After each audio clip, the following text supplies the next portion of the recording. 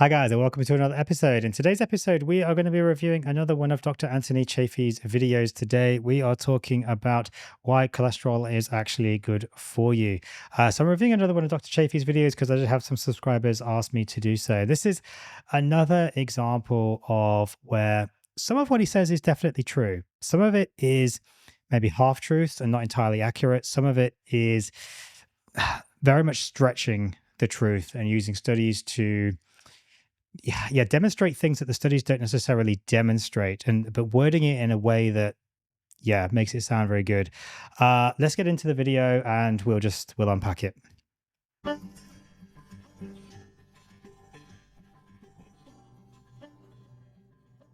Caden Sheeran, thank you very much for the super chat.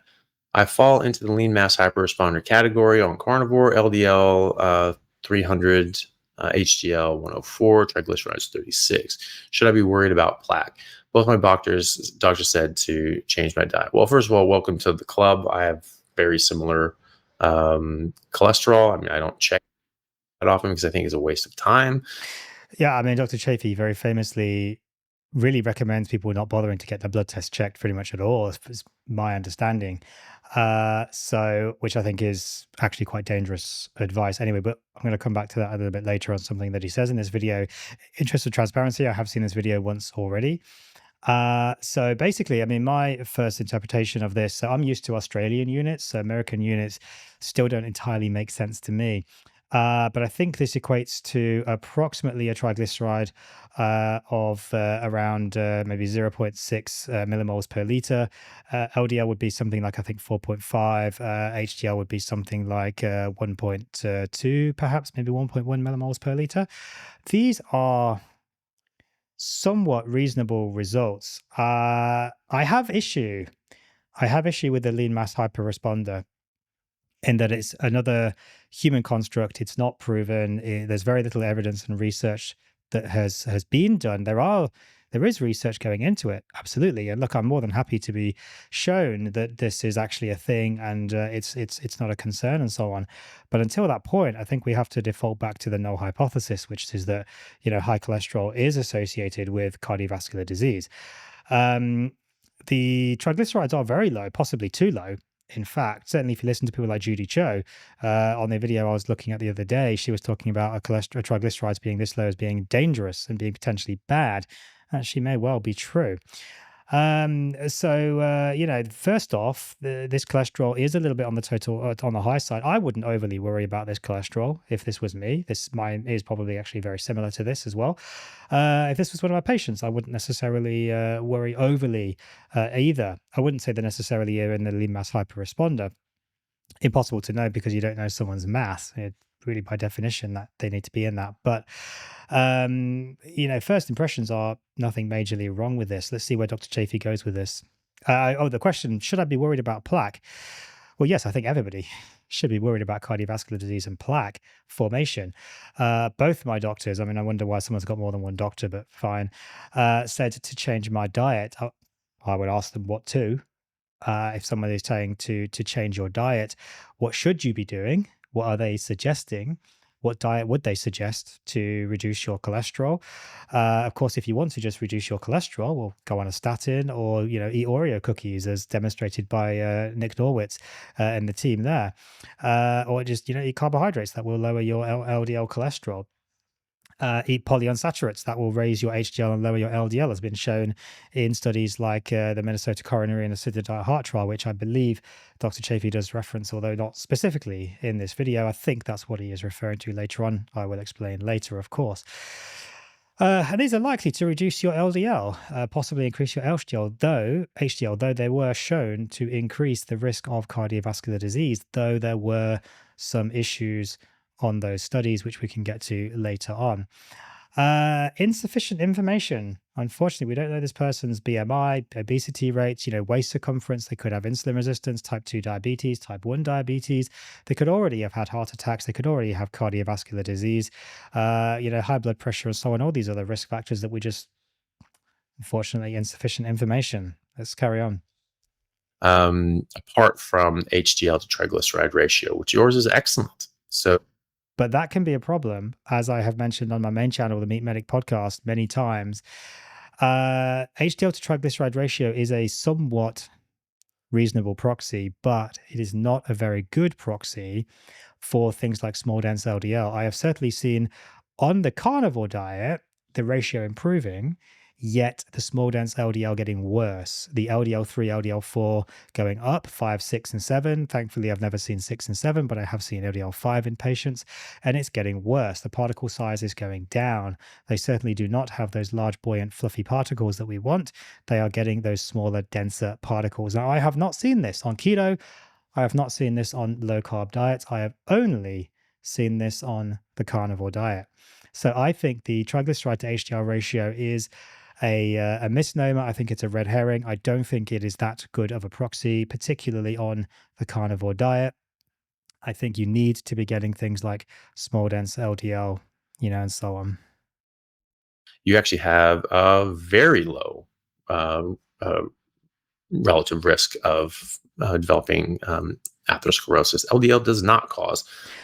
Okay, but how can you tell that with very little information? There's no blood pressure, there's no glucose levels, there's no insulin, there's no homocysteine, which he references later on. I'll come back to that. There's no HSCRP. There's very little other information here to actually go on as far as this person's risk of plaque, that he should be saying as a doctor, you need to get all these other things checked as well. Yes, purely from an LDL cholesterol and the cholesterol perspective, there's maybe not as much concern, but I think again, it's pretty light on the advice here. I wouldn't be saying this to this person. Disease. No cholesterol whatsoever has ever been shown to cause heart disease. And That is true. That is very, very true. I've done TikTok videos saying this as well, that cholesterol has never been shown to cause being the operative word, heart disease. But there is an association, and we can't deny that there is an association. Anyone that says there is not an association is, quite frankly, stupid, does not know what they are talking about, because there definitely is an association. The question is why? experimental trials that could ever show a cause and effect relationship have actually shown the opposite. They've either shown absolutely no benefit from reducing cholesterol or harm, more people dying of heart attacks and strokes as a result of lowering cholesterol and saturated fat, or animal fat, I should say, and replacing it with vegetable oils and margarines. So Okay, I think what he's probably referring to there, again, Dr. Chaffee never really cites any of his sources, which is, let me just check in the episode description actually to see if he has. No, just lots of affiliate links. Okay, so yeah, nothing on the actual sources is used to make these claims. I think probably what he's referring to here is the Minnesota Coronary and the Sydney Diet Heart Trial. Now, I've done episodes on those on my main show, the Meat Medic podcast. And yes, look, he is correct in that reducing the LDL cholesterol actually showed to become worse for these patients, increasing cardiovascular disease risks. However, there's slightly more to the story. So in both of those trials, they pretty much replaced saturated fat, animal fats, butter, etc., with things like corn oil, margarine, and other polyunsaturated fatty acid sources. The problem with that is they introduced variables. And it was a good study. They were both good studies. And certainly, they were pretty much the only dietary studies ever done on cardiovascular disease, which could potentially show a cause and effect in terms of cholesterol and heart disease. He is correct there, if these are the studies he is referring to, which I assume it is.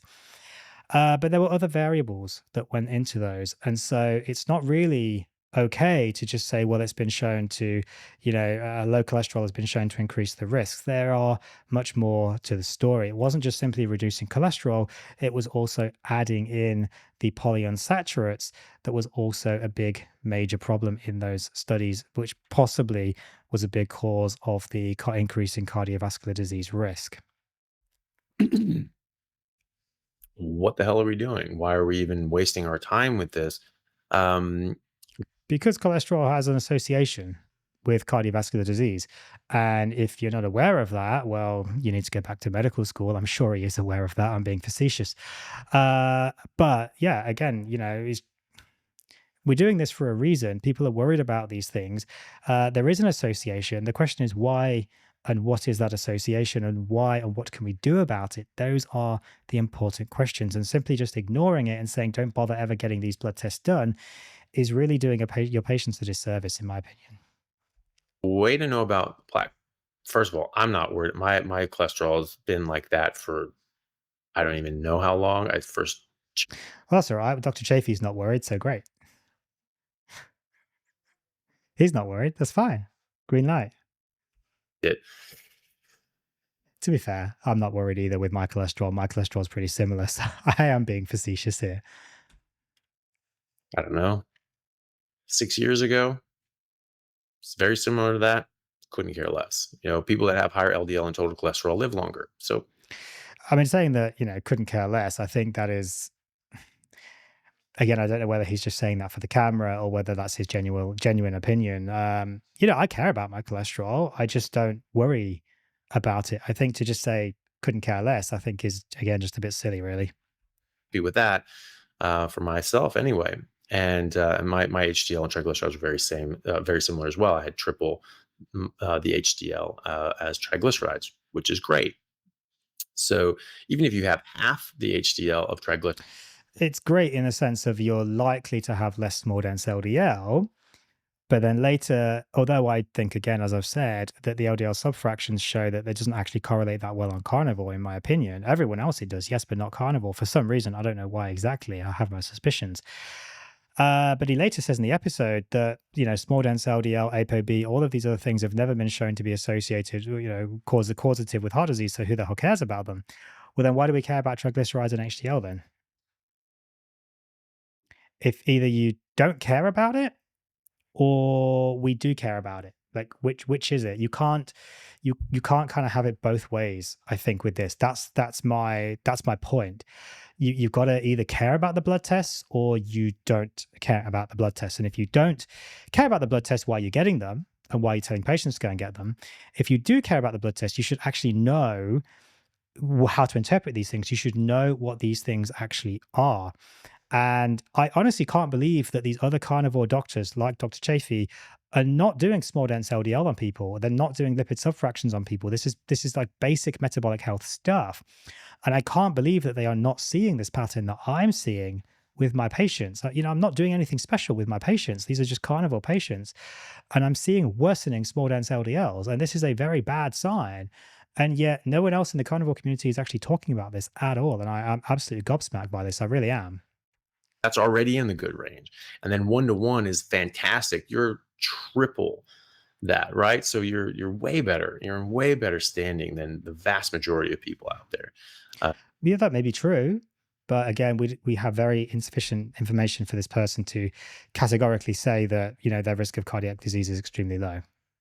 Who, especially those who are not doing carnivores, usually that's a pretty typical HDL and triglyceride ratio for people on long-term carnivore, long-term keto. Long-term carnivore, maybe not long-term keto. Long-term carnivore, yes. Again, lipid subfractions. I'll say it till I'm blue in the face. Lipid subfractions is a big problem on the carnivore diet, and I have seen many, many people getting worse in their small dense LDL, which is a big risk factor for cardiovascular disease. And Dr. Chaffee should well know this. So I don't particularly worry about that for myself. If you're worried about plaques, then check for plaques. Cholesterol is not a disease, as Dr. Eric Westman from Duke says. That is quite true. That is very true. Atherosclerosis is a disease. Very, very true. Cholesterol is not the disease. Atherosclerosis is the disease. Cholesterol is not the end point. It should not be the end point. Though in medical research for probably decades now, it has pretty much just become the end point, which is a big problem because you get things like the Fourier trial then showing that, reduction of cardiovascular disease from PCSK9 inhibitors like Repatha. The problem is when they actually look at it, all it really does is lower cholesterol, but actually cardiovascular disease went up. Very similar to things like the Minnesota coronary and the Sydney Diet Heart trial, which incidentally were just failed to be basically published. In effect, they were published, but barely. Most likely because they didn't show what they actually wanted it to show. So check for atherosclerosis. You can do like a carotid Doppler ultrasound on your neck. You can see. Good advice. Very good advice. They do link very well. So the amount of plaque in your carotids is very likely to be similar, maybe not exactly the same, but similar to your cardiovascular disease burden? Any sort of plaque burden there. And if you do have that, that stuff takes years and even decades to build up. Okay. So check it again in 2 years or in a year and see what happens. Is it getting worse? Okay. Well, then you need to look at, examine what's going on in your life. Um, True, yes, but also including the carnivore diet, the cardiovascular diet, the carnivore diet. If if your plaque's getting worse on the carnivore diet, well, yes, you should actually be, you should be changing something, and that includes the carnivore diet. far as the diet is concerned, I don't have any concerns about that. I see people actually getting carotid Dopplers and actually having regression of their atherosclerotic plaques. Interesting, because I have not seen that. No, I have seen that once. I've seen that once with one patient alone. That's it. And I've been doing this now for a couple of years. I've seen hundreds of carnivore patients now. I've seen it once. And he's saying he's seen it with what, dozens, hundreds? Really? Okay. seen that many, many times. Um, but stress is a major one. You jack up your cortisol, that's going to be a problem. If you have low B12, if you're just not absorbing B12, Yeah, stress is a major problem according to things like the Nurses Health Study. Yes, stress is one of the number one, if not possibly the number one. I think, if I recall correctly from the Nurses Health Study, I may be wrong. It's a long time since I've read it. The stress was one of the major risk factors, if not the biggest risk factor for cardiovascular disease.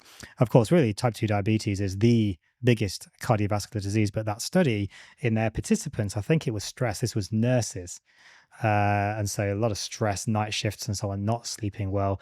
Yes, that can be a big problem. Cortisol is a reasonable marker for stress, acute marker, though in the context of things like adrenal fatigue, adrenal insufficiency, cortisol can be quite low, and then actually it can be a problem because you may not pick it up that it's an issue. Cortisol is also not typically a routine test that most doctors would do, at least not the ones that I know of. I do it for a lot of my patients, but I also pair it with a DHEAS, dehydroepiandrosterone sulfate, which can very much give you an idea of the chronic stress versus the kind of more so-called acute stress. Cortisol is really more of an acute stress marker, whereas DHEAS in the functional space is used more as a chronic stress marker. If your cortisol is high and your DHEAS is high, you've got acute stress, but not chronic stress. If your DHEAS is low and your cortisol is high, you've got both acute and chronic stress, essentially. If your cortisol is low and your DHEAS is low, then you've probably got adrenal fatigue or adrenal insufficiency, but you can still have a lot of stress. So cortisol by itself isn't really sufficient to determine stress. And again, Chaffee should know that. He's talking about B12. Okay, so he actually goes on to talk about homocysteine here. Let's let him finish. you're going to have high homocysteine, and your homocysteine can damage the internal lining of your arteries, and that could lead to atherosclerosis. Not just can, does. Homocysteine has been consistently showed in research to be directly inflammatory to the endothelium. And you guys can just Google this. You don't even need me to cite a reference here. Just Google, just homocysteine, cause inflammation, and you'll probably find the answers. Homocysteine is directly inflammatory to the endothelium, the lining of the arteries. And so, yes, it is very likely to contribute to cardiovascular disease, hence why it is quite strongly correlated. I think it is the New England Journal of Medicine. I can't recall exactly the study. It's what's always quoted on my lab results for patients. Below 9 is basically no increased risk. 9 to, I think it's about 12.5 is a 2.2 times risk. 12 roughly, I think, to about 14 is a 3 times risk. And then above 15 and above roughly is about a 4 to 5 times baseline risk. That's a pretty big increase in risk, though it is baseline. That is the relative risk ratio, not necessarily the absolute risk ratio. So if your risk ratio, if your relative baseline risk is very low, your relative increase is also going to be low. Interesting, though, that he's talking about homocysteine for someone who pretty much advocates never getting any blood tests done. If you feel fine, why bother getting blood tests? If you feel fine, you're healthy. Why is he now talking about getting blood tests done like homocysteine? How is he ever going to know homocysteine if he's never checking a blood test for people? I wonder. Not sure about that one. Also, B12. Why is he not mentioning folate here? Homocysteine is produced as part of what we call what's referred to as the folate cycle pathway. The B9, and specifically methylated B9, is the primary really component, not really B12. And you also kind of need methyl B12 anyway, but nobody virtually ever is B12 deficient. If you're eating meat, you're pretty much never going to be B12 deficient. So why are we worried about B12 here? He should be talking about folate. Folate deficiency on a carnivore diet. I have pretty much never seen a patient on the carnivore diet who is not taking folate supplements actually have a normal folate level. They are all always deficient in folate on the carnivore diet. Because where are your sources of folate on the carnivore diet? You basically don't get any almost from muscle meat. You get a little bit from eggs, but not a lot. It's mainly vegetables that you actually get folate from. So even an animal-based diet, Paul Saladino's animal-based diet with lots of fruit, you can still get folate deficiency unless you're supplementing. So I've never seen a patient on a carnivore diet with a normal folate unless they're taking folate tablets. And they also have a high homocysteine. So this is what we call a true homocysteine deficiency or a functional homocysteine deficiency, not just a relative deficiency. Because you can have a low homocysteine, low folate, and a normal homocysteine. It's not really a problem because your body's coping perfectly fine, most likely. If you have a high homocysteine and a low folate, your body is actually deficient. And I've seen this numerous times. As I said, I've never seen a carnivore patient not have a folate deficiency unless they are actually supplementing or not actually following the carnivore diet. If you're not sleeping very well, if you're only averaging 5 hours of sleep a night for 7 nights in a row, you can give yourself pre-diabetes because of the No, you cannot. No, you cannot. You cannot give yourself pre-diabetes if you don't really sleep for 7 days. That's not really going to be a thing. It's going to correct pretty much as soon as you sort yourself out. That's not really pre-diabetes. You might get a high glucose, you might get a high insulin and so on, but you're not really going to actually give yourself pre-diabetes as such. spike. Diabetes increases your risk for heart disease by 1,000%. And you can give yourself pre-diabetes by just being stressed to hell and not sleeping properly. Yeah, chronic, long term, that can be a factor, though it does take a long time to happen. Not 7 days. No, not 7 days. But yes, diabetes does increase your risk approximately 10 times, roughly speaking, yes, of cardiovascular disease. It is an enormous, enormous risk factor, which is one of the really big problems I have with glucose going up on the carnivore diet, which again, Dr. Chaffee is not mentioning here, that actually, if you go on the carnivore diet, your glucose is probably going to go up. He's not mentioning that here. He's not mentioning that the folate is actually the key player in the folate cycle pathway, hence the name, for producing homocysteine and actually bringing it down as opposed to producing it. It's a complex pathway, but folate helps you bring it down and actually get rid of homocysteine. He's not mentioning that you're almost certainly going to be deficient in folate on the carnivore diet, which is going to increase your homocysteine, which is going to increase your risk of cardiovascular disease. He is not saying this. Again, half-truths and obfuscation. So you need to consider all of these things as well. It's not just diet. There's a lot of lifestyle issues and other exposures. Nicotine directly damages the artery lining. True. And so this can lead to plaque buildup as well. So even Nicorette gum, or vaping or all these sorts of things that can damage your. Vaping is horrid. Vaping is horrid. I was telling my mum about this the other day. I will never forget it. I saw it's not really relevant to this video, but I think it's relevant to anyone that might be watching who is vaping. It's a 15-year-old girl who was pretty much the first time she started vaping. And she came in with progressive breathlessness and cough and just feeling terrible over about 6 weeks. And she's seen a GP, couldn't really find much early on in the process, gave her some antibiotics and so on, maybe a chest infection, wasn't getting better, came and saw me. And basically, when I listened to her lungs, I was horrified. Horrified by what I was seeing. She could barely walk. Yeah, she looked so unwell. Her oxygen level was like 90%. She was 15 years old. It should have been 100%. Her chest just sounded worse. Just terrible, terrible chest. Her chest sounded worse than my dad's. My dad died, unfortunately, of pulmonary fibrosis, which is scarring on your lungs. And her chest sounded worse than his, pretty much to the day he died. And I think that tells you something about the potential dangers of vaping. And this was all from vaping. Thankfully, we got her onto steroids and stopped the vaping, and she responded actually quite well. But yeah, she probably completely screwed her lungs. She's probably cut her life expectancy in half just from 6 weeks of vaping. Absolutely tragic. Arteries and lead to peripheral vascular disease, atherosclerosis, etc. So you need all these other pieces to be right as well. And so if you're doing all that, I would be very confident that you'll be in very good health. That's not how it works, unfortunately, and he should know that as a doctor. Check. You can get a CAC score. CAC score only looks for calcification, doesn't show soft plaque, and so your soft plaque could be regressing, but you're just getting a bit more calcification. Your CAC score goes up. True, but perhaps he could maybe explain a little bit more, perhaps about that.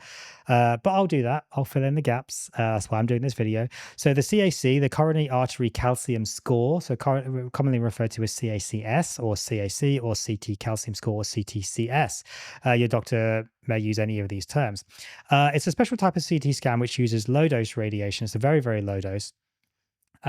Almost, I think it's lower, in fact, possibly than a DEXA scan, or very, very similar, which is ultra low dose radiation. Anyway, I'm getting off topic. And basically, what it does is it looks at calcification in the coronary arteries in and around the heart. And sometimes you might pick up other incidentals, things in the lungs, things in the kidneys, for example. But typically, we're looking at the coronary arteries. It only detects hard plaque. And it's a little bit easier usually if I draw it out, but I can't really do that on my screen here. So hard plaque is, think of it like a scab on your skin if you cut yourself. You get those like thick, hard, just scabs that just you can't get them off. You can't pick them off. They don't rub off. They just never seem to come off. That's like your hard plaque. It's just stuck. It's really stuck, but it's just essentially, kind of filling the artery. Soft plaque is really like if you've just been soaking it in a swimming pool or something for a long time, and it kind of gets floppy, it falls off, it breaks off, and so on at the slightest thing. That's soft plaque. Now, soft plaque is actually more dangerous on the whole because it can break off and then actually block an artery further downstream. Coronary arteries tend to kind of do this thing, and then they narrow as they kind of go down. And then the soft plaque can break off and actually block an artery downstream. Hard plaque, if it gets to 100%, of course, will cause a major problem. I've seen patients with like a 90, 95, 98, and probably 99% blockage with no symptoms at all. It's crazy, but they just have no symptoms at all because it's all just hard plaque and it's all just stable and not causing any problems. The natural progression of a of a calcium score is it will naturally go up, and it's approximately 50% on an annual basis, is my understanding. I may be slightly wrong with that. Please feel free to fact check me on that. Let me know in the comments if I'm wrong, but it's approximately 50% on a year by year basis. That's a natural progression as soft plaque is converted essentially into hard plaque. Incidentally, statins also do the same thing. They convert soft plaque into hard plaque. So they will also raise your coronary artery calcium score. But that is one potential way that they can actually reduce your cardiovascular disease burden. Now, I am not an apologist for statins. I am not a proponent of statins. I do not like them. The vast majority of people on them should not be on them, in my opinion, though I'm not blind to the fact that they are useful for some people, and I'm not dogged and zealous in that regard. So that's not very helpful. But if you just look at the arteries itself, Actually, no, a coronary artery calcium score is incredibly helpful. And Dr. Chaffee should know that guidelines here in Australia actually now routinely recommend checking, because he works in Australia as well, checking coronary artery calcium scores for higher risk patients to determine whether or not they should, in fact, go onto a statin, or even stop a statin and de-escalation of therapy, which is huge. Absolutely huge. Sorry if I shouted into the microphone a little bit there, but it really is actually huge, huge change to not just shove everyone onto statins and say, well, your cholesterol's a bit high, you need to go on a statin right now. No, to actually say, let's just look at this with a little bit more evidence and let's do things like the CT calcium score. Dr. Chaffee should actually know this.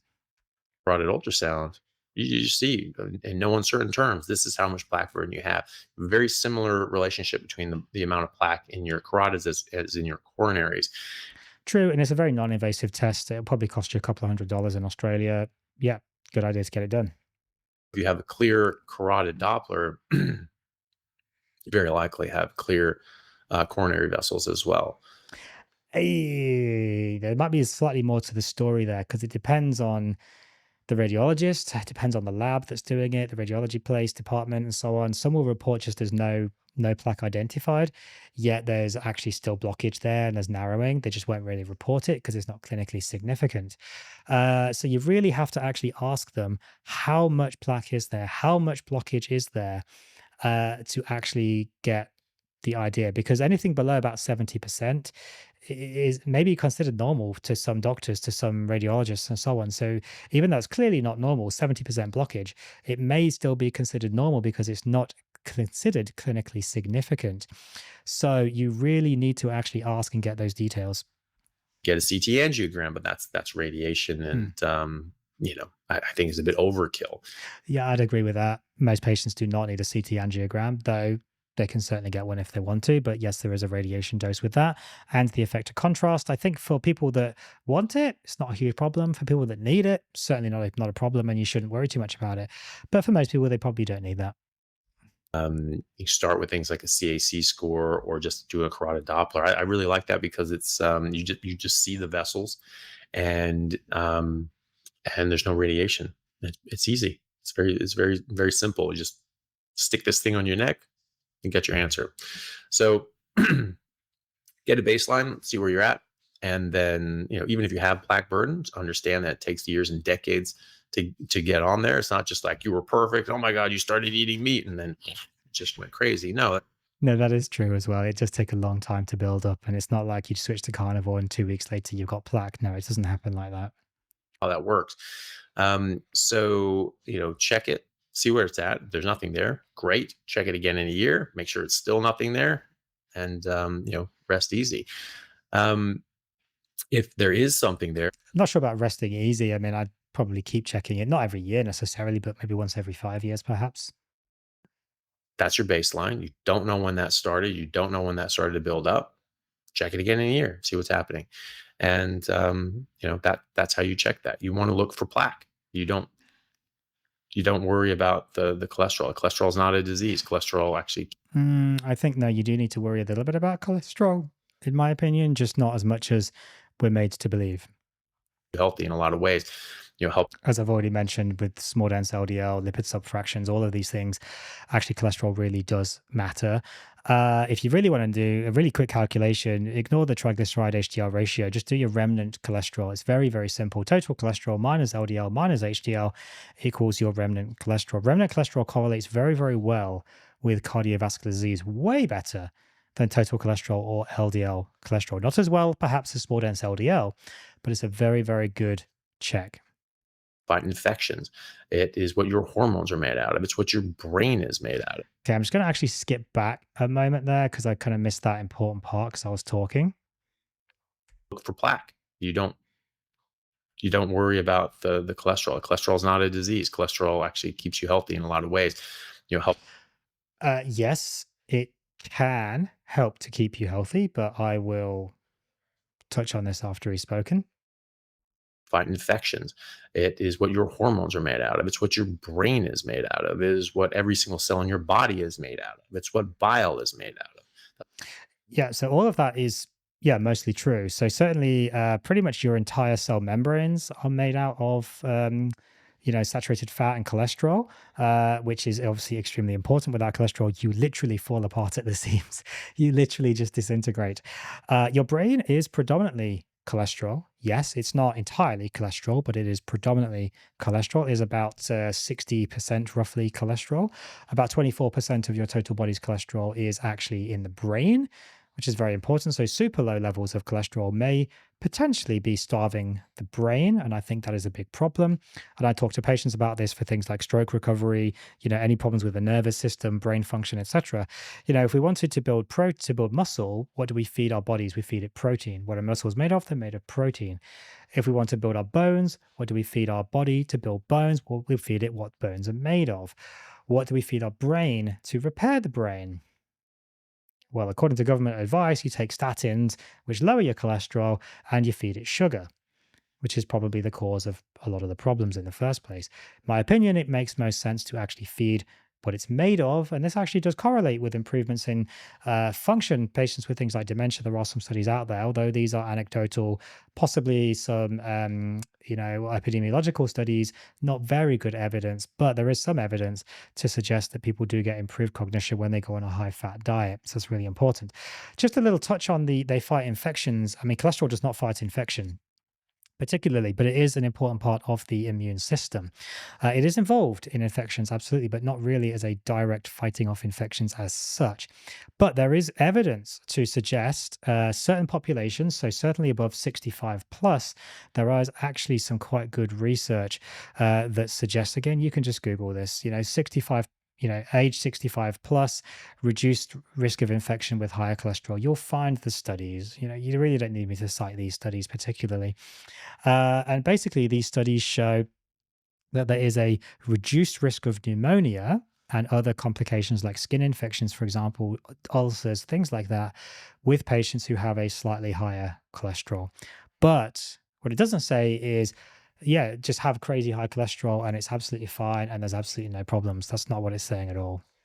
They blame cholesterol on gallstones. Like, oh, you're eating too much fat, it's all this bloody cholesterol because you have these bile stones have a lot of cholesterol in it. It's like, yeah, idiot. Like bile is made out of cholesterol. It's like, it's like saying like, wow, we're finding all these H2O molecules in ice. What's going on here? Like, well, that's water, buddy. Like that's of course it's going to be in there. A weird analogy, but yes, I mean, bile is predominantly made from cholesterol. And yes, but you actually can get gallstones from having excess cholesterol. So again, Dr. Chaffee should actually know that. But predominantly, it's thought that gallstones are not really caused by excess fat. They're actually caused by dehydration in the bile because it's not being used, it's being stored in the gallbladder. The body dehydrates it and then forms stones.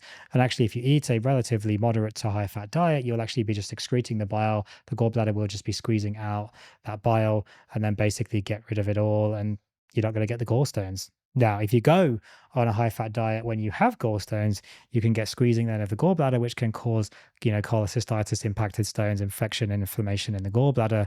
Then you can have a real problem. So just be careful of that one. And it's just like, I just have no idea why ice has H2O in it. Oh, just can't figure it out. Like, might have something to do with the fact that ice is made out of water. Who knows? I don't know. But just a guess, I guess. But yeah, cholesterol is really important. It's really good for you, and you shouldn't just try to kill it for no good reason. Yeah, that's very true. You shouldn't. And again, there's never been any experimental data showing cause and effect relationship between Very true. any form of cholesterol, either total cholesterol, LDL cholesterol, SDLDL cholesterol, or any other particulate LDL cholesterol, which are over 100, ApoB, LP little a, anything. Anything in that whole cholesterol spectrum, none of it ever, anywhere, has ever shown a cause and effect relationship, because you can only show a cause and effect relationship with experimental data. And no one has ever. Well, what he means there, I think, is randomized control trials. You not just, well, that's what he means. Basically, you have, you control all the variables. You change one thing. Basically, anything else is potentially prone to bias. Most of these are epidemiological studies. Yes, he's absolutely correct. There's absolutely no studies that have ever been shown that cholesterol causes heart disease at all. Absolutely never. And believe me, I'm sure they've tried. Oh yeah, they've tried. But there's never been any study that's actually shown a cause and effect. He's absolutely right, but that's not the same as saying that there's no association. And some of these things like small dense LDL, for example, you mentioned, have a very high correlation with cardiovascular disease. And yet I've seen multiple times now on the carnivore diet, small dense LDL going up, not down. And that is a big problem. had an experimental data set that has ever shown a connection. In fact, the experimental trials have only showed either no connection or correlation whatsoever, or an inverse correlation, meaning that reducing animal fat and cholesterol killed more people of heart attacks and strokes. Uh, y- that might be a stretch to say it killed people. Um, there were some increased mortality. Look, I suppose technically you could say it killed people, but again, he's just saying it for effect here. Again, I think he's probably referring to things like the Minnesota coronary and the Sydney Diet Heart trial here.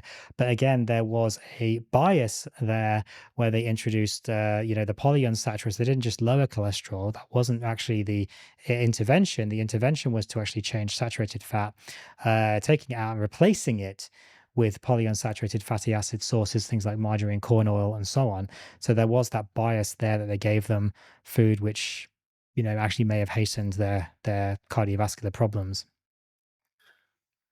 This is a con. It's always been a con, and we need to make it go away. That's I don't know if it's necessarily a con. I mean, the die-hard hypothesis is mostly garbage, but it has some merit in the sense of things like small dense LDL and so on. So there's again this association, but we do need to move away from the idea that LDL causes heart disease because it really doesn't. But we don't necessarily need to move away from the idea that LDL is associated with heart disease because it very clearly is. short of it. Hey guys, just want to take a second to thank our sponsor at Carnivore. Okay, I'm just going to skip the ads. We don't need the ads, I think. Using my discount code Anthony to get 10% off, which also applies to Okay, guys, if subscriptions, you want giving to you 25%. use the code Anthony. All right, thanks guys. Daniel Motes, thank you very much for the very generous super chat, Daniel. That's very kind of you. How quickly can risk of cardiovascular events go away after starting carnivore? My doctor called this week about my blood work. TES was 211 triglycerides. Is that total cholesterol, maybe? I don't know what TES stands for, unfortunately. It's total energy saturation, I think it is. I honestly, look, I had to look this up. It's not something that I've ever seen. So, no disrespect to Chaffee here. I've never really seen it either. It's not a marker that we use here at all in Australia that I'm aware of. I've never seen it. And as far as I'm aware, it's not a terribly useful marker to check. So, I wouldn't worry about TES there. Triglycerides 187, HDL 39, LDL 166. Yeah, that couldn't be total triglyceride or total cholesterol. I'm not sure what TES is. On carnivore now for 20 days, normal blood pressure, and lost 14 pounds. Great. That's really good. So things are going in the right direction, aren't they? Yeah, I mean, obviously 14 pounds in 2 weeks. I mean, anyone that's done a keto diet off a standard diet will probably lose, know they're probably going to lose at least 4 or 5 kilos anyway, but that's certainly really good. About 6 kilos in 2 weeks. That's certainly very good. I'm happy for Daniel there, of course. TES, I think we can ignore that one because it's mostly not useful for this context. As far as I'm aware, triglycerides are certainly quite high. That's above 2 millimole per liter. HDL is really quite low, and LDL is not too bad. But the picture here is of someone who has dyslipidemia and metabolic dysfunction. This is not good. Obviously, they have normal blood pressure. Now, we don't know if that's prior to or since carnivore. We're not sure. We don't know if they're on blood pressure tablets or any other risk factors. So, I mean, how quickly can risk factors of cardiovascular events go away after starting carnivore? I mean, this is a very good question. Unfortunately, not one that Dr. Chaffee actually really answers in the slightest here, unfortunately. But to be fair, it is a very difficult question to answer because you have to do all that detailed testing. You have to know your baseline. You have to know where you're going. And the problem is you're also wondering about what is the natural progression and you are fighting that as well. Which kind of comes back to this thing of the plaques going away and so on. I mean, I've seen it once on carnivore. Out of many, many patients, I've seen it once. A lot of times doctors will see your weight going down, your blood pressure improving. And blood pressure is an independent risk factor for developing heart disease. It's a big risk for a lot of diseases. Yeah, very true. Very big risk factor for independent risk factor for cardiovascular disease. Absolutely. And poor outcomes. So that's really good. Just getting your blood pressure normalized, diabetes as well. I mean, the massive improvements in Well, we don't know if this patient has diabetes. They've not mentioned diabetes at all. So your health. and reduce risks of everything, really. So Well, no, not necessarily. As I've mentioned numerous times, I won't bother rehashing it again. those are all great. And so you have all these improvements and you're coming off medication and you're improving on X, Y, and Z. And they say, ooh, Is he off medication, or is he talking about this patient now, or just generally talking about patients? I'm not sure. little high, just shut it down, go back to being diabetic with hypertension. Like, probably not. If you don't on a balance, right? If you just have, even if cholesterol were a bit of a problem, it's like, ooh, a little bit of a problem, massive problem. Okay, get rid of the massive problem and deal with the little problem on its own. Uh, And here we can kind of see a good example of Dr. Chaffee really just dodging the question. He's really not answering this question at all. And he's really just gone back to talking about what he knows about, which is the cholesterol. And then basically just, yeah, kind of dodging the question here, which is unfortunate. it's not For someone that's paid $50 for a question as well, and he's basically just dodging it and not answering it, that's pretty rude, in my opinion. a problem. Higher cholesterol means you live longer on average. On average, mm, not necessarily, actually, no. There is evidence to support the notion that people with a high cholesterol can outlive people with a lower cholesterol, absolutely. And some of the people with, the longest health life expectancies in the world have a slightly higher cholesterol. We call this the cholesterol paradox. People like the Scandinavian countries, I think it's Denmark off the top of my head, maybe Sweden, have some of the highest cholesterol in the world on average, yet they also live a very long, healthy lives on average. This is called the cholesterol paradox, which is one of the reasons why the diet hypothesis is mostly garbage, to be fair, because it doesn't account for these kinds of things. But again, this is not the same as saying that high cholesterol is going to make you live longer. He's talking like it is, but it's totally different things that we're talking about. They also live a very different life to the vast majority of the rest of the world. In terms of their other health risk factors and lifestyle factors, they're very, very different. That's what the actual large population studies show. And again, the experimental data shows. Yeah, population studies, which actually are not that useful and can't really be trusted. And this is another thing. This is certainly another thing I've seen people like Chaffee and other health influencers saying. They kind of criticize one thing by saying, "Oh, that's epidemiological data, that's observational data, that's population study. You can't use that. It's rubbish. It's garbage." And then they try and prove their point by citing observational data. Well, what's good for the goose is good for the gander, surely, and opposite, vice versa. You can't say it's fine and then it's not fine, or it's not fine and then it's fine. It's one way or the other. You'll have less heart attacks and strokes if you have higher LDL cholesterol and total cholesterol.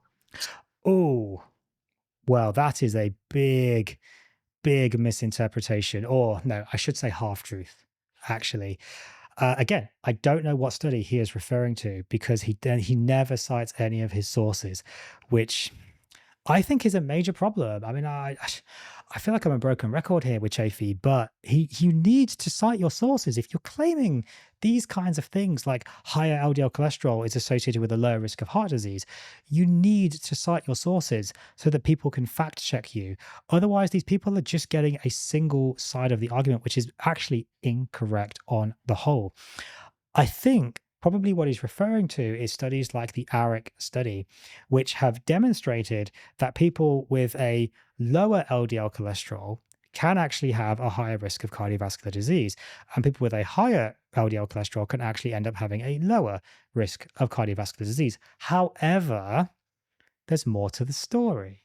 So you can't just take that simple line and say it as fact, because that's only half of the story.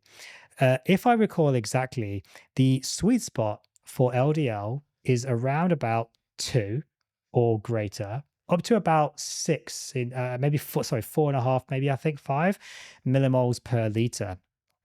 I'm not sure exactly how that equates to American units. I'm sorry, milligrams per deciliter. You guys can look it up, of course. So between about 2 and about 5 millimoles per liter.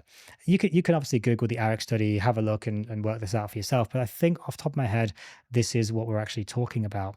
And below that, the LDL was associated with an increased risk of cardiovascular disease. But also above that, there was an increased risk of cardiovascular disease. So it's a half truth. But it's almost a lie because, again, if he's referencing the ARIC study, he's read the ARIC study. He must have done if he's referencing it, surely. And he would know that if the LDL goes up above a point, the cardiovascular disease also goes up. And so he's either, again, basically obfuscating half truths or, in fact, just downright lying because he's not telling people the actual whole truth here. Just big, big no no. There's that. And when all these things are improving and your LDL comes up and your cholesterol comes up, everything else is improving. Why are we calling that bad? Well, yeah, that's a fair point. If everything's getting better apart from cholesterol, do we need to worry as much? Well, it depends on what's getting better and how much, actually. and things sort of run together, right? If everything is improving, you tend to see markers. Everything's improving. All these markers are improving. You tend to not see one go plummet downwards. Oh my god! No, it's usually like if sort of cholesterol is going up. It's like, why are we calling that a bad thing? I mean, there's hard Because it's actually associated with increased cardiovascular disease. evidence showing that it's actually a good thing. So, there's all these other good things happening, and that goes up, which also, studies show that is a good thing. So why are we saying it's a bad thing? Why I actually think it's a good thing. I mean, So, well, I mean, no, it's not really a good thing, actually, because again, just the baseline, there's an association of increased risk if your cholesterol goes up. So it's not inherently a good thing that your cholesterol is going up. That's actually pretty reasonably well shown, actually. again, And this is a big problem I have with the carnivore community, especially Chaffee.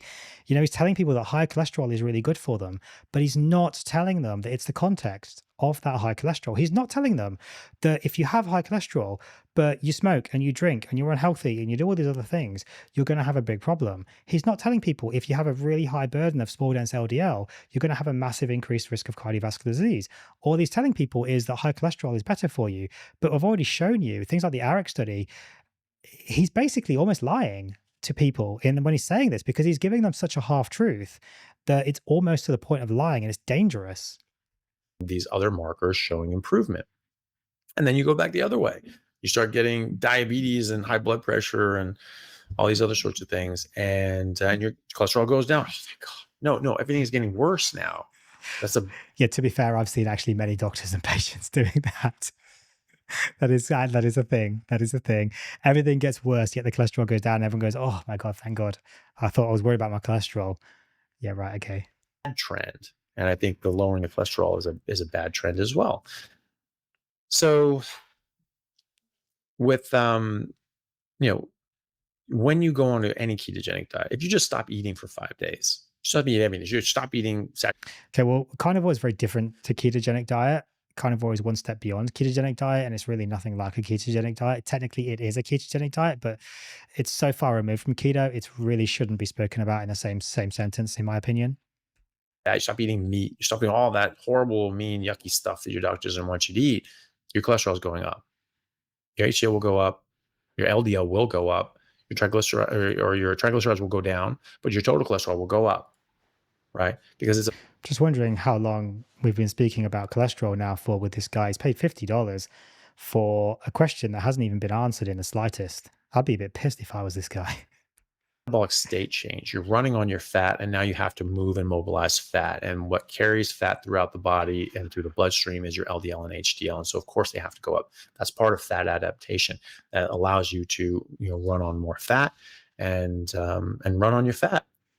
Then you eat carbohydrates, and it shuts that down. You're bringing in excess carbohydrates from the outside. You could eat the exact same amount of fat and meat, but your cholesterol and your LDL cholesterol will come down. It will, but your small dense LDL often actually gets better, which is what I've seen on my patients. So, yes, it's reducing total cholesterol, but it's also reducing your small dense LDL, which is generally a thing that we want to be as low as possible. Again, he should know this. Go up though, so not what you want. And you can see this. You can see people manipulating this and publishing it. My friend Dr. Nick Norwitz did this Oreo cookies study. I mean, we already knew this phenomenon. If you fast, you just stop eating, you see your cholesterol go up. I mean, this is not surprising. This is not from eating meat. And he just showed, hey, this is a demonstration of principles. He ate the same amount of fatty meat. He was on a ketogenic diet. His LDL was actually 400, and then he started eating Oreo cookies. He still ate the same amount of fatty meat, didn't change his diet otherwise, just added in 12 Oreo cookies a day. He Which is probably not the best idea, but you can do that if you like. If it were me doing it, I probably would have done double stuff because, like, I mean, Oreo cookie, like normal Oreo cookies, in my opinion, kind of suck. But the double Yeah, the actual biscuit part's sucky. It's the bit in the middle that's nice. was actually pretty good. So anytime I had Oreos, I always go for the double stuff. So if you're gonna do this, you're gonna poison your body, might as well go for the good stuff. But that was what he chose, which I think might have been a design flaw in the study, just because it wouldn't have been as fun. But To be fair, he's probably right there. so he did that, and adding in more fat, but now more carbohydrates, by way of mostly sugar. Well, hang on. Did he increase the fat or did he keep it exactly the same? Which one is it? Because you said he's done both. LDL cholesterol went from 400 down to like 120. Right, it dropped by 78% in 2 weeks, and he checked it 3 days in a row because people was doing it. Was like, no one's going to believe that.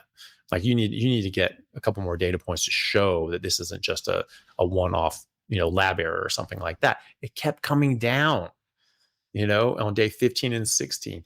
And then he had a washout period, just went back to eating normally, basically just cut out the Oreo cookies. He was already eating the same food otherwise. Cholesterol went back up to 400. Okay, then he went on high dose statins for 6 weeks. And what happened? His cholesterol only came down 34%. But statins would have also been potentially turning that soft plaque into hard plaque, assuming he may have had any. Of course, if he didn't have any, it's going to be doing pretty much nothing for him. Now, again, I'm not an apologist for statins. I don't like them. I hate them. I deprescribe them wherever I can. But again, the carnivore community has kind of latched onto this idea that statins are evil. They're not. They're just the right tool for the right job for the right person. 4 weeks, and then it started coming back up. So this is not what we've been told. And doctors say, it's like, oh, no, it takes months and months and months to change your cholesterol. No, it doesn't. No, it doesn't. It's a metabolic state change. You change your metabolism, you will change your cholesterol. And you can do that very quickly. And so if your cholesterol is high, You can, but nobody ever does because they can't be bothered, mostly. doctors worry about it, you just tell them and say, hey, listen, I don't think this is what it is. I think it's what we just discussed, and I can show you and I can prove it to you. I'll add in carbs, I'll eat everything else the same, and I'll check my cholesterol. Oh, no, it takes months. Just do it, and we'll see. Your cholesterol will come right down, and your doctor will probably be a good demonstration for your doctor to think like, maybe cholesterol is not what we thought it was. Yeah, no, they won't. They're not going to give a shit. They're just going to move on and see the next patient. They're not going to care. They're not going to learn. The question here is, what is he reducing? Is he reducing the total cholesterol? Yes. But is he reducing small dense LDL? We don't know. Is he reducing ApoB? We don't know. Is he reducing, other risk factors? We don't know because all he measured was total cholesterol. There's more to the story here. And this again is this half truth, this obfuscation, this kind of blinding people by, using extreme examples and basically rhetoric, which I think is dangerous, quite honestly. So, your LDL may continue to go up. In fact, there was a meta-analysis with over 40 randomized controlled trials showing that, in fact, it's people that were less healthy, less metabolically well, and had higher BMI. They actually had trended to have lower LDL. And it was the fitter, healthier.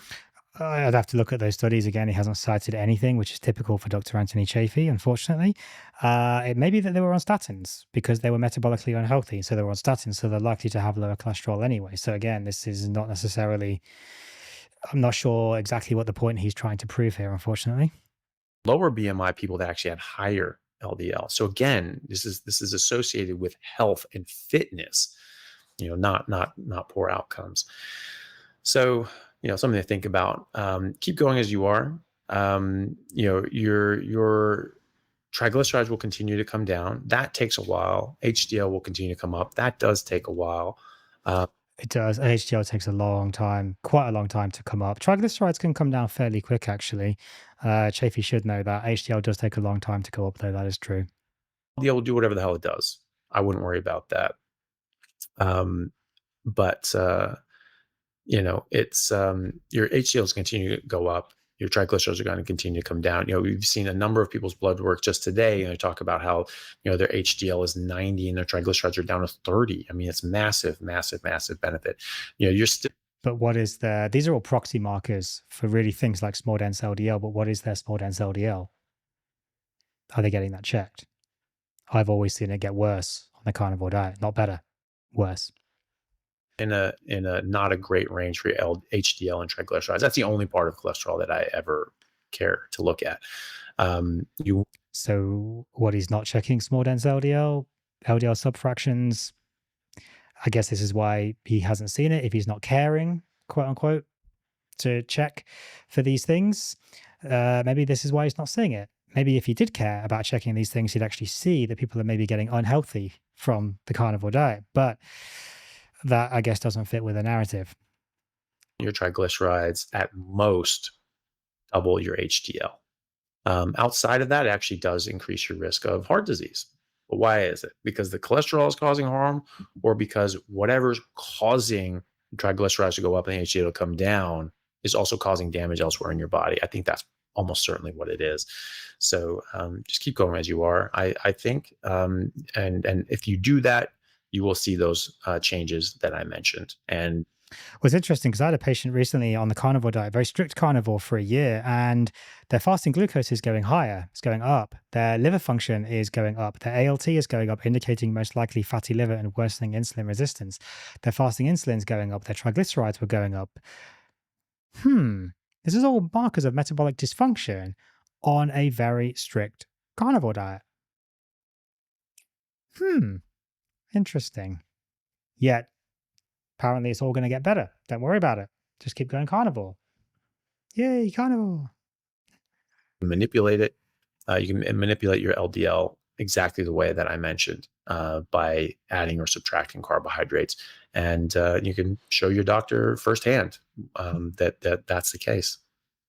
And Dave Feldman's got this quote unquote Feldman protocol that you can follow to basically lower your cholesterol if you want to. I mean, I still think you should avoid those things and avoid sugar and carbs, and certainly avoid Oreo cookies. But it is, it's a weapon at your disposal if you need it. Hey everyone, really happy to announce a new sponsor for the show and for all right, let's just skip a little bit ahead. Chaffee today for a free order of beef mince or another specialty gift along with your order at stockmansteaks.com.au, and I'll see you over there. Thanks, guys. S-Walks New Zealand, NZ, thank you very much for the super chat. Just had bloods done, protein, globulin, LDL, HDL, triglycerides slightly high, potassium marginally high. Should I be concerned about any of this? I mean, again, insufficient information. Protein, globulin, pretty much useless to check on like 99% of people. Potassium is often very slightly high. Just get it rechecked and it's most likely fine. I've certainly seen patients with potassiums that's crazy, crazy high, and you think there's no way this person can be alive. You recheck it and it's absolutely fine. Just often the labs get hemolyzed or something and it shoots up. LDL, HDL, triglycerides. Look, I think we've kind of done those to death already in this episode, but let's carry on and hear what he has to say. Depends on the overall picture. You treat patients, not blood tests. And so if there's something else going on, I mean, the HDL, LDL. Yeah, you do, but blood tests are still kind of important. Triglycerides being slightly high, HDL being slightly high, you want that on the higher side. Just look at the ratio. If you're doing a ketogenic carnivore diet, HDL is going to go up, triglycerides are going to come down.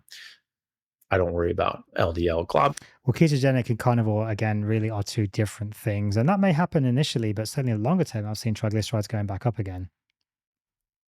And protein, there's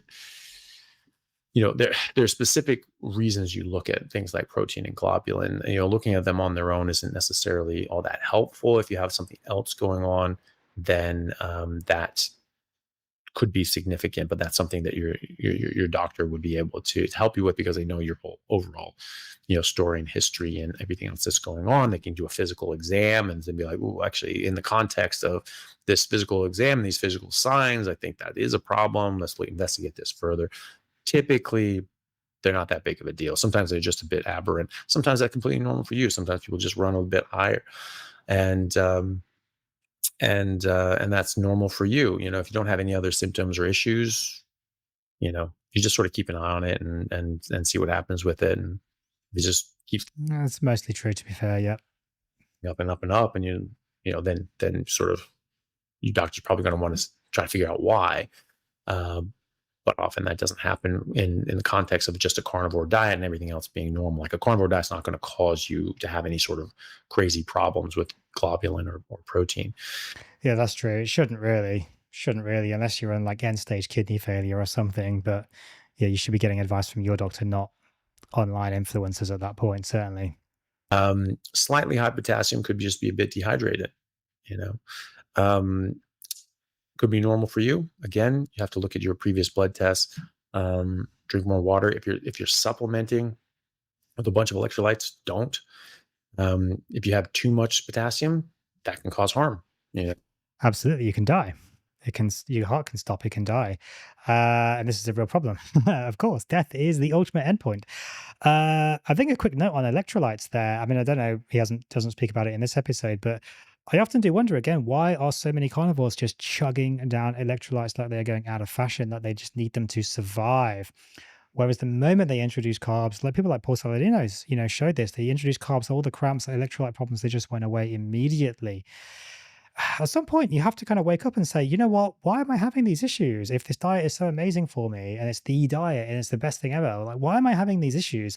And these, I think, are the questions that the carnivore influencers en masse are just not explaining. They're just not being honest with people and saying that there are these issues. Get an arrhythmia in your heart. Everybody says, "Oh, you're not going to get enough potassium from meat." Well, you have I mean, you really shouldn't need any supplementation for potassium for the most part, especially if you're eating things like bacon. It's got a lot of potassium in it. a little bit on the high side, so obviously that's not true for you. But if you are taking a lot of supplements, then I would stop and just eat normal meat, and just always remember that this is all has to be looked at in the context of the overall picture of the patient. And so, talk to your doctor about anything that's concerning to you and say, is this off? Half the time, you have a sort of an aberrant test, especially with things like potassium. You check it again, it's plumb normal. So sometimes you just get a bit of an aberrant reading. Some of the labs make mistakes. I mean, I've had patients redo preoperative bloods, and their potassium is so high that they'd be dead. And so it's like, okay, that's clearly not the case. Let's run the bloods again, because that's not Yeah, that's pretty much what I said. compatible with life, like, 'cause they would just be dead. And you check it again, it's completely normal. There you go. So something that can happen all the time too. So yeah, talk to your doctor. Just make sure that they're not worried about anything. Drink more water. Don't take any supplements if electrolyte supplements if you are, and check it again. It'll probably be fine. Growth hormone keeps you young, keeps your tissue. All right, guys. Well, that was another video by Dr. Anthony Chaffee. I'm not picking on Dr. Chaffee here, but I think he is just a really good example of carnivore influencer who is gaining a lot of popularity, a lot of notoriety, and so on. And really just giving people half truths, giving people obfuscation, not really answering their questions properly in these chats. And really just cherry picking data, not giving people the full information, not giving people the full story, half kind of presenting really important findings, not citing sources as well, which means nobody can really fact check him apart from people like me who know probably the kind of studies that he is referring to, though again it's impossible to know we're actually referring to the same studies or not, which makes it very, very challenging. And I think this is a problem. I think he should change. I think he should start citing his sources. I think he needs to start giving people the whole picture. And I think people should start to ask him, where are you getting this information from? I want to read the study as well, and I want to see if it is actually what you are saying. Anyway, guys, thank you for watching this video. I'll see you in the next one.